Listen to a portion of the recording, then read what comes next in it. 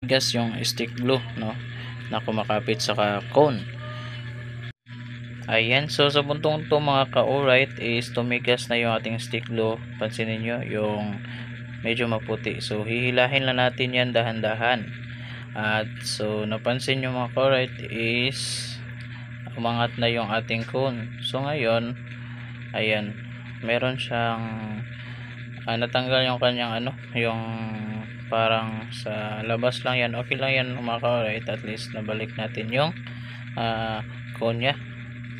So ayan, so meron pang mga maliliit, so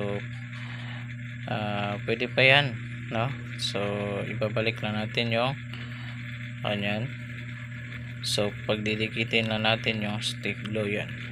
So hintayin lang natin ulit na lumamig mga ka-DIY, alright, at